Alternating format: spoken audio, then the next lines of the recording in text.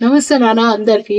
ఒక అతను కామెంట్ పెట్టిండని చెప్పలేదా ఒక ఛానల్ నుండి, మీరు ఇండియన్స్ అంత గొప్పోలా, మీరు హిందువులు అంత గొప్పోలా, మీరు ఏం సాధించిండ్రని, మీ జీడిపి ఎంత, మీరు 30% జీడిపి వచ్చినప్పుడు మీరు గొప్పలు చెప్పుకోండి, మీరు ఏం ఘనత సాధించిండ్రని మీకు 4వ స్థానం ఇచ్చిండ్రు అని చెప్పేసి అని వాడు ఒక కామెంట్ పెట్టిండు నాకు.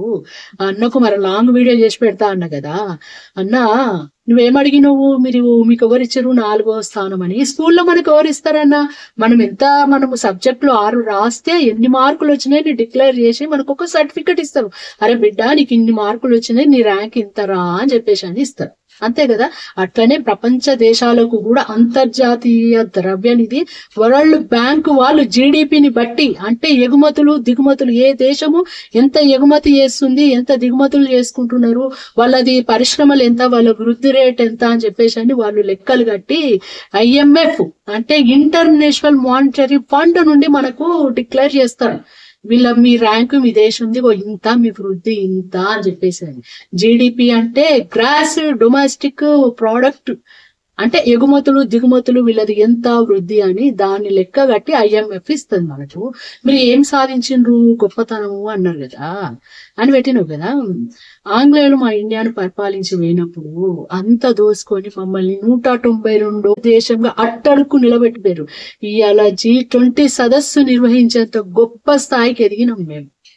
మరి ఎంత తెలుసా, 1947లో జీడిపి 2,80,000 కోట్లు మాత్రమే. ఇప్పుడు 180 లక్షల కోట్ల జీడిపి, 8.5 మాది. నువ్వు అన్నావు కదా 30% అని, అది కూడా టచ్ చేస్తామన్నా, అది కూడా టచ్ చేస్తాం. గింత లో నుండి వచ్చిన వాళ్ళము, గింత ఏది 192 దేశం నుండి 4వ దేశంకు వచ్చిన మేము 1000 రేట్లు వృద్ధి రేటును సాధించినాము. టచ్ చేయమా 30%? అది కూడా టచ్ చేస్తుండొచ్చు మేము. మా జాతీయ రహదారులు ఎంత తెలుసా, 1947లో 24,000 మాత్రమే. ఇప్పుడు 1,72,000 జాతీయ రహదారులు మాకి. మా నెట్వర్క్, రోడ్డు నెట్వర్క్ ఎంత తెలుసా, 0.366 ఏది మిలియన్లు అప్పుడు 1947లో. ఇప్పుడు 5.2 మిలియన్స్ మాది రోడ్డు నెట్వర్క్. అక్షరాస్యత ఇప్పుడు 12% ఉండే మాది 1947లో. ఇవాళ 75% అక్షరాస్యత. ముఖ్యంగా యూత్ ఉన్న దేశము మా ఇండియానే నంబర్ 1 స్థానంలో ఉంది. 35 ఏళ్ల లోపు ఉన్న పిల్లలు 65% ఉన్న దేశము ఫస్ట్ ర్యాంకులో మేమే ఉన్నాం. 142 కోట్ల జనాభాతోటి మేమే ఉన్నాం ఫస్ట్ స్థానంలో. మా విద్యుత్ ఎంత తెలుసా, 1947లో 3,000 మెగావాట్లే, ఇప్పుడు 4,25,000 మెగావాట్లు. మా గ్రామీణ విద్యుతీకరణ ఎంత తెలుసా, 300 అంతే మాకు అప్పుడు విద్యుతీకరణ. ఇప్పుడు 19,000 విద్యుతీకరణ మాకు, గ్రామీణ విద్యుతీకరణ. అంటే ఎంత ఎదిగినాం మేము. నువ్వు అంత చీపుగా మాట్లాడుతున్నావు మా ఇండియా ఏం సాధించిందని. ముఖ్యంగా ఇస్రో ఘనత ఏంది తెలుసు కదా, నీకు తెలుసో తెలియదో ఇస్రో ఘనత. ఒకప్పుడు రాకెట్లను సైకిల్ మీద పెట్టుకొని పోతే అన్ని ప్రపంచ దేశాలు ఎక్కిరిచ్చిరట మమ్మల్ని. మేము చూసినామా, మా అయ్యలు మా బాబాయిలు చెప్తుండే స్టోరీలన్నీ. ఇవాళ ఎక్కడున్నాం మేము, ఇస్రో ఎక్కడుంది మాది. ఇవాళ మేము చంద్రమండలాన్ని పోయి దక్షిణ ధ్రువము చంద్రుని టచ్ చేసి వచ్చినాం మేము. ఇవాళ చంద్రయాన్, గగన్యాన్ అని చెప్పేసి అని ఇవాళ ప్రపంచ దేశాలే ఇస్రోని చూసి అప్ప ఏంది వీళ్ళని చెప్పేసి అని అంత పొగుడుతున్నారు. ఇండియన్ ఆర్మీ అంటే ఏంది, 4వ స్థానంలో ఉన్నాం ఇండియన్ ఆర్మీ. కార్గిల్ యుద్ధం జరిగినప్పుడు అసలు మా దగ్గర వెపన్సే లేవు.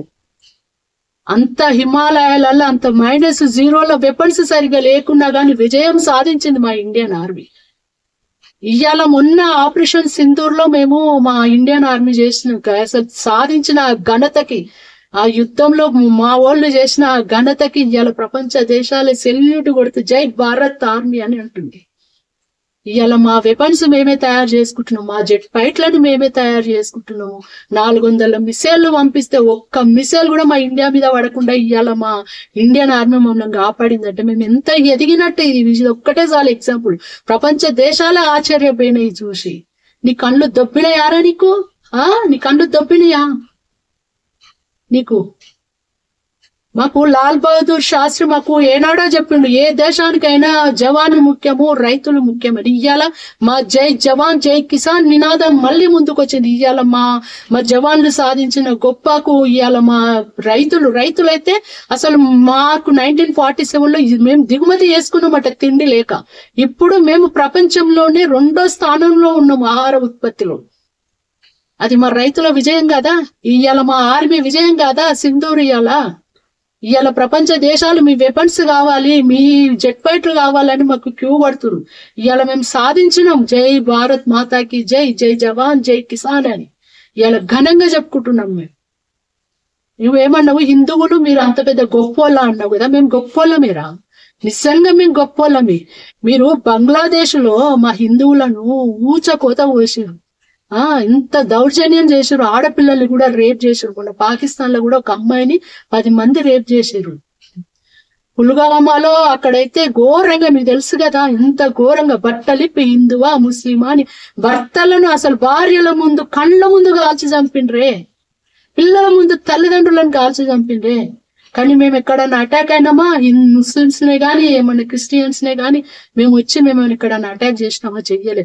ఇంత మా ఇండియన్ ఆర్మీ కూడా పాకిస్తాన్ పోయి పాకిస్తాన్ ఎయిర్ బేస్ లను లేపేసినాము, ఉగ్రవాదుల శిబిరాలను లేపేసినాం. కానీ సామాన్య పౌరులను మేము టచ్ చేసిరా మా ఇండియన్ ఆర్మీ?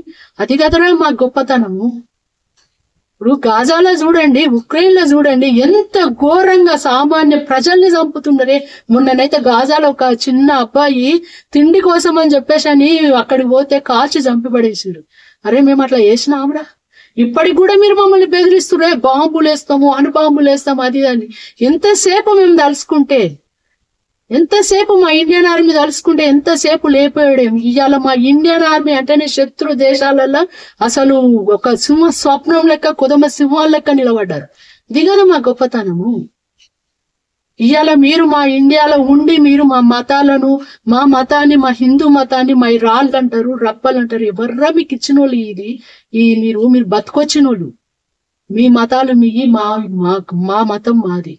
మీరు బతుకొచ్చిన వాళ్ళు, మీరు మా ఇండియాలో వండుకుంటూ మా దేవుళ్ళని కించపరుచుకుంటూ రాళ్ళు రప్పలు అంటారు. మీరు పోండి, మీ దేశానికి పోయి బతకండి.